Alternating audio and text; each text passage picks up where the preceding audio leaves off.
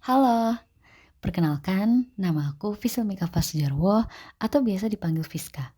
Aku merupakan seorang mahasiswa, anak pertama dari dua bersaudara, serta seorang gadis belia berusia 19 tahun dengan kehidupan yang cukup berlika-liku. Aku lahir pada tanggal 13 Juni 2006 di sebuah rumah sakit yang terdapat di Tangerang, yaitu Rumah Sakit Putra Dalima. Di hari Selasa itu, aku lahir ke dunia dalam keadaan lahir prematur. Ini mengakibatkan aku harus dibawa ke inkubator di ruang perawatan khusus. Ibuku bercerita bahwa saat aku lahir, aku hanya memiliki bobot kurang dari 3 kilogram. Tubuhku cukup kuningan. Namun, beliau mengatakan ia sangat bersyukur aku bisa lahir dengan selamat, meskipun terlahir prematur dan harus menjalani perawatan khusus selama beberapa minggu di rumah sakit. Masa kecilku dihabiskan di sebuah rumah yang tidak terlalu kecil, tapi tidak terlalu besar juga. Aku tidak hanya diasuh oleh orang tuaku, namun juga diasuh oleh kakek dan nenekku. Mereka merawatku sejak bayi dengan penuh cinta dan kasih sayang. Meski dalam keadaan ekonomi orang tua yang hanya cukup membiayai keluarga kecil yang tinggal di satu atap yang sama, namun masih dalam rasa syukur atas kelahiranku yang membawa kebahagiaan bagi orang tuaku serta keluarga besarku. Pada tahun 2008, aku menginjak usia 2 tahun. Pada usia tersebut, aku masih tidak bisa berbicara. Hanya kata-kata tak ada arti yang mungkin hanya aku yang bisa memahaminya. Atau bahkan aku sendiri tak memahaminya. Orang tuaku berusaha keras supaya aku bisa berbicara seperti anak-anak lain yang sudah melampauiku dalam berbicara. Seperti membelikan buku bicara yang dipadukan dengan audio dan melatihnya langsung. Namun, semua itu tidak berefek padaku sama sekali. Sampai akhirnya, pamanku membelikan ikan sebelah bakar, memintaku untuk memakannya. Entah bagaimana setelahnya, aku perlahan mulai bisa berbicara. Ibuku menceritakan bahwa semenjak aku bisa berbicara, aku sering berbicara dengan bahasa Indonesia yang baku. Di tahun 2010, dengan ekonomi keluarga yang mulai meningkat, orang tuaku sepakat untuk berpindah tempat tinggal yang jauh lebih leluasa. Perpindahan tersebut membutuhkan waktu hingga 1 tahun, sehingga aku dan adikku yang masih kecil harus bolak-balik geraha penginapan lalu rumah baru. Memasuki tahun 2012, aku menyelesaikan masa taman kanak-kanakku dan memasuki masa-masa menjadi siswa di sekolah dasar. Orang tuaku menempatkanku di sekolah dasar Islam terpadu supaya bisa tumbuh dalam lingkungan dengan pengajaran agama Islam yang baik. Selama berada di sekolah dasar, aku menemui banyak teman-teman yang baik dan menyenangkan. Mereka adalah teman-teman yang menjadi bukti perjuanganku selama sekolah dasar, di mana aku berlomba-lomba menjadi siswa yang unggul dan berprestasi. Aku mengikuti beberapa lomba, yaitu Lomba Tahfiz Al-Quran dan Olimpiade Sains Nasional. Awalnya, untuk lomba tahfidz Al-Quran sendiri, dikarenakan aku direkomendasikan oleh guru tahfidzku karena aku sudah hatam Al-Quran semenjak kelas 1 serta memiliki kecepatan dalam menghafal Al-Quran. Ini juga didukung oleh kedua orang tuaku yang selalu melatihku di rumah untuk menghafal Al-Quran yang difokuskan pada menyelesaikan juz ke-30 selama 6 tahun di sekolah dasar. Di saat aku kelas 4, aku diminta untuk maju mewakilkan sekolah dalam perlombaan tahfiz tingkat kecamatan, di mana aku mendapatkan juara 1 dalam perlombaan tersebut. Saat aku kelas 5, aku mendapatkan kabar dari guru pengajar IPA bahwa beliau sedang mencari kandidat yang akan dikirim untuk mengikuti Olimpiade Sains Nasional. Aku beserta 3 teman sekelasku bersedia dan mendaftarkan diri sebagai kandidat yang akan maju dalam Olimpiade.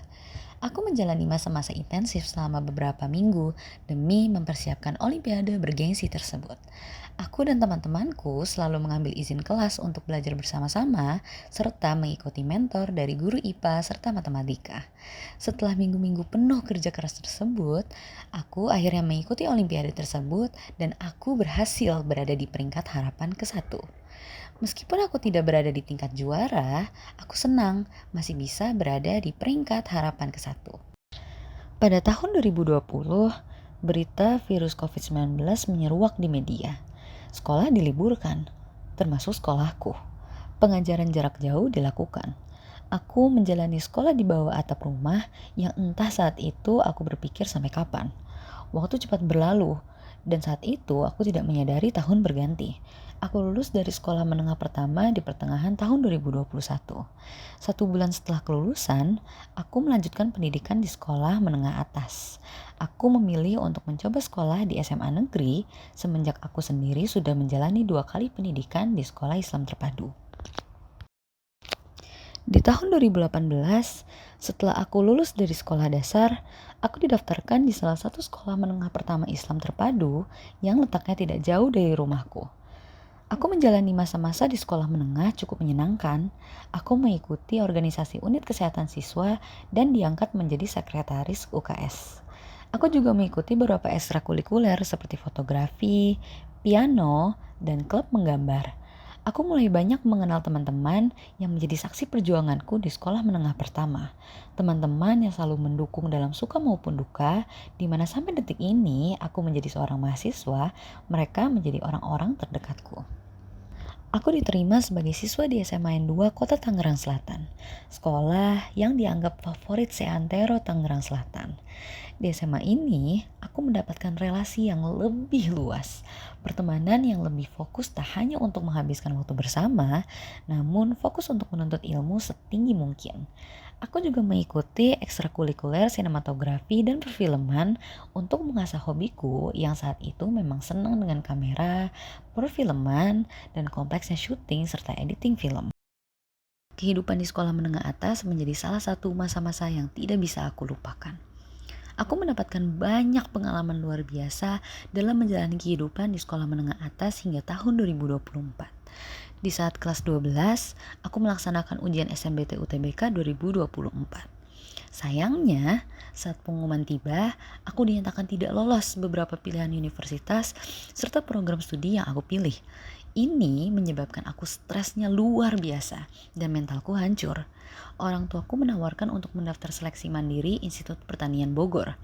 Aku akhirnya menjalani seleksi tersebut, namun kembali dihadapkan dengan kegagalan yang membuatku mengalami kesedihan yang lebih dalam. Dalam keadaan terpuruk, di saat aku harus menjadi saksi teman-teman seangkatanku mulai menempuh pendidikan yang lebih tinggi, ibuku menyarankanku untuk menjalani gap year. Awalnya, aku keberatan karena egoku yang terlalu tinggi dan merasa gagal karena melihat teman-teman sebayaku yang bisa berkuliah. Namun, ibuku mengatakan bahwa jika aku terlalu mematok kesuksesanku pada teman-teman yang sudah berkuliah, maka aku hanya akan membuang-buang waktuku saja. Ibuku meminta agar aku bisa lebih fokus terhadap diriku sendiri dan mulai memperbaiki diri. Mau tidak mau juga mempersiapkan diriku untuk SNBT UTBK 2025 yang akan dilaksanakan di tahun depan. Aku menjalani masa-masa gap year, meskipun dengan hati yang masih tidak bisa menerima kenyataan bahwa aku harus terlambat 1 tahun dari teman-teman seangkatanku. Meskipun aku paham, ketertinggalan bukan berarti kegagalan. Namun, di balik perjuangan itu, terdapat restu kedua orang tuaku serta doa yang tak pernah padam. Memberikan support yang tak bisa aku hitung banyaknya. Membantuku dalam belajar, hingga mengantarku untuk bimbel setiap 3 hari per minggu demi melihat putri sulung mereka bisa menghadapi SNBT UTBK 2025 yang tak terasa semakin dekat. Tak terasa tahun berganti. SNBT UTBK 2025 akhirnya tiba. Aku dengan penuh keyakinan dan harapan menyelesaikan tes penerimaan perguruan tinggi tersebut dengan baik. Dalam penantian jawaban kelulusan, aku tidak henti berdoa kepada Allah Subhanahu wa taala untuk memberikan pilihan yang terbaik untukku. Apapun itu yang akan terjadi, aku akan bisa menerimanya dengan lapang dada. Di hari pengumuman SNBT UTBK, aku diberikan kesempatan oleh Allah Subhanahu wa taala untuk bisa berbahagia ketika melihat hasil tes penerimaan perguruan tinggi yang terpampang jelas menyatakan bahwa aku lolos di UIN Syarif Hidayatullah Jakarta dengan program studi kimia. Kebahagiaan ini aku bagikan terhadap kedua orang tuaku. Senyum yang aku nantikan muncul setelah mereka melihat kelulusanku di perguruan tinggi. Tak hanya itu, keluarga besarku juga dikabari tentang ini dan memberikan jawaban yang sama persis dengan kedua orang tuaku, yaitu kebahagiaan yang tiada tandingnya. Aku menyadari bahwa melihat kedua orang tuaku yang sudah banyak berjuang bagiku, melakukan apapun demi aku bisa menggapai mimpi dan cita-citaku berakhir dengan kegembiraan anak sulung mereka menjadi seorang mahasiswa. Itu sudah sangat cukup bagiku.